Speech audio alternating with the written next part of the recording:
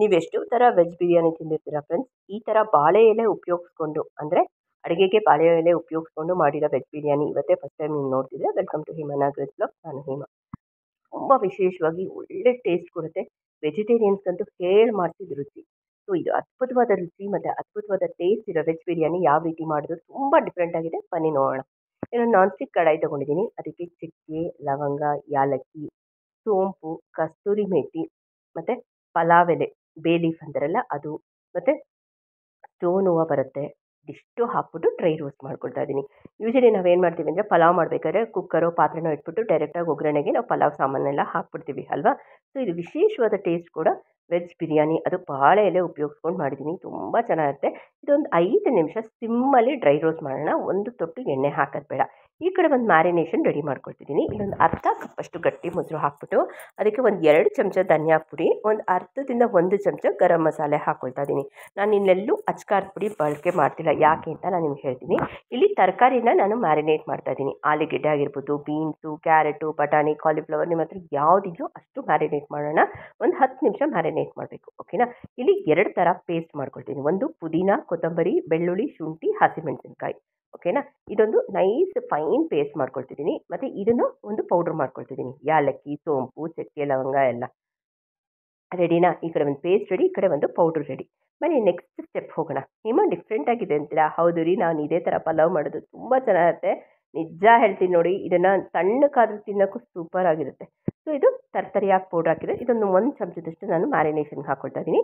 ಒಂದು 2 ಚಮಚದಷ್ಟು ಪುದೀನ, ಹಸಿಮೆಣಸಿನ್ಕಾಯಿ, ಕೊತ್ತಂಬರಿ ಸೊಪ್ಪು, ಉಪ್ಪು ನಾನು ಬ್ಯಾಚ್ ಬೈ ಬ್ಯಾಚ್ ಹಾಕ್ಕೊಳ್ತೀನಿ, ಓಕೆನಾ. ನೀವು ಬೇಕಾದ್ರೆ ಡೈರೆಕ್ಟಾಗಿ ಒಂದೇ ಸಲ ಹಾಕ್ಕೊಳ್ಬೋದು. ಇಲ್ಲಿ ಡೈರೆಕ್ಟಾಗಿ ಕುಕ್ಕರಲ್ಲಿ ಮಾಡೋಣ. ಒಂದು 2 ಸೌಟಷ್ಟು, ಸುಮಾರು 4 ರಿಂದ 5 ಚಮಚದಷ್ಟು ತುಪ್ಪ ಬೇಕಾದರೂ ಹಾಕ್ಕೊಳ್ಬೋದು. ನಾನು ಎಣ್ಣೆ ಹಾಕ್ಕೊಂಡಿದ್ದೀನಿ. ನಾವು ಗರಂ ಮಸಾಲ ಅಂತ ಮಾಡ್ಕೊಂಡಿದ್ವಲ್ಲ ಫ್ರೆಶ್ಶಾಗಿ, ಚಕ್ಕೆ, ಲವಂಗ, ಯಾಲಕ್ಕಿ, ನೀವು ಸ್ಟೋರ್ ಮಾಡಿ ಇಟ್ಕೊಂಡು ಹಾಕಿ ಮಾಡಿ, ಈ ಥರ ಫ್ರೈ ಮಾಡಿ ತರ್ತರಿಯಾಗಿ ಇದು ಮಾಡ್ಕೊಂಡು ಮಾಡಿ. ಮತ್ತು ಒಂದು ಈರುಳ್ಳಿ ತೊಗೊಂಡಿದ್ದೀನಿ.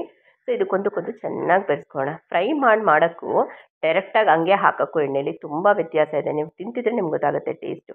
ಇದಕ್ಕೆ ನಾವು ಪೇಸ್ಟ್ ಮಾಡ್ಕೊಂಡಿದ್ವಲ್ಲ ಪುದೀನ, ಕೊತ್ತಂಬರಿ, ಹಸಿಮೆಣಸಿನ್ಕಾಯಿ, ಬೆಳ್ಳುಳ್ಳಿ, ಶುಂಠಿ, ಇದನ್ನು ಹಾಕ್ಕೊಂಡು ಒಂದಕ್ಕೊಂದು ಎಣ್ಣೆ ಬಿಡೋವರೆಗೂ ಚೆನ್ನಾಗಿ ಫ್ರೈ ಮಾಡ್ಕೊಳ್ಳೋಣ. ವಿಶೇಷವಾದ ಟೇಸ್ಟ್ ಇರುತ್ತೆ. ಹೊಸಬ್ರು ಯಾರಾದರೂ ಫಸ್ಟ್ ಟೈಮ್ ನನ್ನ ಚಾನಲ್ನ ಇವತ್ತೇ ವಿಸಿಟ್ ಮಾಡಿದರೆ ದಯವಿಟ್ಟು ಆಲ್ ಅಂತ ಸಬ್ಸ್ಕ್ರಿಪ್ಷನ್ ಕೊಡಿ ಅಂತ ಹೇಳ್ತಾ, ನಾನು ಏನಂದರೆ ಫ್ರೆಂಡ್ಸ್ ಸ್ಟೆಪ್ ಬೈ ಸ್ಟೆಪ್ ಉಪ್ಪು ಹಾಕ್ಕೊಳ್ತೀನಿ. ಈಗ ಒಂಚೂರು ಉಪ್ಪು ಹಾಕ್ಕೊಂಡಿದ್ದೀನಿ. ಒಂದು ಹಣ್ಣಾಗಿರೋ ಟೊಮೆಟೊ ಹಾಕ್ಕೊಂಡಿದ್ದೀನಿ. ಇದೊಂದು ಸುಮಾರು 4 ಜನಕ್ಕೆ ಮಾಡ್ತಾಯಿದ್ದೀನಿ. ಈಗಾಗಲೇ ನಾನು 1.5 ಲೋಟದಷ್ಟು ಅಥವಾ 1.5 ಬಟ್ಲು ಯಾವುದಾದ್ರೂ ತೊಗೊಳ್ಳಿ ಅಕ್ಕಿ ನೆನೆ ಹಾಕ್ಕೊಂಡು ಅದಕ್ಕೆ 2 ಪಟ್ಟಷ್ಟು ಆಯಿತಾ ನೀರನ್ನ ಕುದಿಸಿ ರೆಡಿ ಮಾಡಿ ಇಟ್ಕೊಂಡಿದ್ದೀನಿ. ಮ್ಯಾರಿನೇಷನ್ ಮಾಡ್ಕೊಂಡಿದ್ವಲ್ಲ ಮೊಸರು ಜೊತೆ ಕ್ಯಾರೆಟು, ಬೀನ್ಸು, ಆಲೂಗೆಡ್ಡೆ ಮತ್ತು ಪುದೀನ ಪೇಸ್ಟು ಮತ್ತು ಗರಂ ಮಸಾಲೆ, ಚಕ್ಕೆ, ಲವಂಗ ಪೌಡ್ರು ಇದಿಷ್ಟು ಹಾಕಿ ಮ್ಯಾರಿನೇಟ್ ಮಾಡಿದ್ವಿ. 10 ನಿಮಿಷ ಆಯಿತು. ಅದನ್ನು ಹಾಕ್ಕೊಂಡು ಒಂದಕ್ಕೊಂದು ಚೆನ್ನಾಗಿ ಬೆರೆಸೋಣ, ಓಕೆ. ಒಂದು 5 ನಿಮಿಷ ಕುಕ್ಕರ್ ಲಿಡ್ ಮುಚ್ಚಿದ್ದೆ.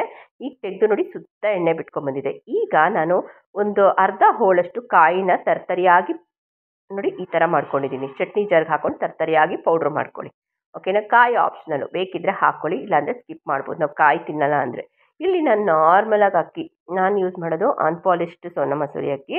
ಇದನ್ನು ಅಡುಗೆ ಶುರು ಮಾಡೋಕ್ಕೆ ಮುಂಚೆನೇ ಬಿಸಿನೀರು ಇದನ್ನು ನೆನೆಸಿಟ್ಕೊಂಡು, ಬಿಸಿನೀರು ಕುದಿಸಿಟ್ಕೊಂಡಿದ್ದೀನಿ, ಇದನ್ನು ನೆನೆಸಿಟ್ಕೊಂಡಿದ್ದೀನಿ, ಓಕೆನಾ. ಇವಾಗ 1.5 ಲೋಟ ಅಥವಾ 1.5 ಬಟ್ಲು ನೀರು ಅಕ್ಕಿ ತಗೊಂಡಾಗ ನಾವು ಎಷ್ಟೊತ್ತು ನೆನೆಸ್ತೀವೋ ಅಕ್ಕಿ, ಇವಾಗ ನಾನು 1.5 ಬಟ್ಲು ಅಕ್ಕಿ ತೊಗೊಂಡಿದ್ದೀನಿ, ನನಗೆ 3 ಬಟ್ಲು ನೀರು ಬೇಕಾಗುತ್ತೆ. ಬಟ್ ನಾನಿಲ್ಲಿ 2.5, 2.25 ಲಾಸ್ಟ್ ಅಷ್ಟೇ ಹಾಕೋದು. ಯಾಕಂದರೆ ಜಾಸ್ತಿ ಅಕ್ಕಿ ನೆನೆಸಿದಷ್ಟು ನೀರು ಕಮ್ಮಿ ತೊಗೊಳುತ್ತೆ ಮತ್ತು ಉದ್ರಾಗಿ ಬರುತ್ತೆ. ನಮಗೆ ಕುದಿಯೋ ನೀರು ಇರಬೇಕು ಫ್ರೆಂಡ್ಸ್. ಯಾವುದೇ ಕಾರಣಕ್ಕೂ ತಣ್ಣೀರು ಹಾಕಬೇಡಿ, ಉಗುರು ಬೆಚ್ಚಗಿರೋ ನೀರು ಹಾಕಬೇಡಿ. ಕುದಿ ಬಾಯ್ಲಿಂಗ್ ವಾಟರ್ ಅಂತೀವಿ ನೋಡಿ, ಅದನ್ನು ಹಾಕ್ಕೊಂಡು ಈಗ ಮುಚ್ಚಿಬಿಡೋಣ. ಈಗಲೇ ನಾನು ಕುಕ್ಕರ್ ಲಿಡ್ ಕ್ಲೋಸ್ ಮಾಡಲ್ಲ. ಇಲ್ಲಿ ಒಂದು 2 ಸ್ಟೆಪ್ ನಾನು ನಿಮ್ಮ ಜೊತೆ ಡಿಸ್ಕಸ್ ಮಾಡ್ತೀನಿ, ಹೇಳ್ತೀನಿ ನೋಡಿ.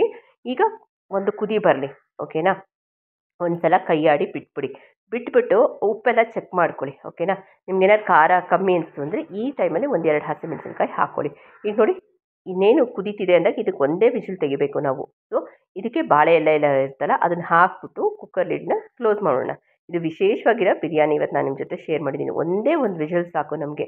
ಈಗಾಗಲೇ ಬೆಂದಿದೆ, 90% ಬೆಂದಿರುತ್ತೆ ನಾವು ವಿಷಲ್ ಹಾಕೋಕ್ಕೆ ಮುಂಚೆನೇ. ಸೊ ಒಂದು ವಿಷಲ್ ಆದಮೇಲೆ ನಮ್ಮ ಬಿರಿಯಾನಿ ಯಾವ ರೀತಿ ಇದೆ ಅಂತ ಒಂದು ಸಲ ಕ್ಲೋಸ್ ಅಪ್ ವ್ಯೂ ತೋರಿಸ್ತೀನಿ ಬನ್ನಿ.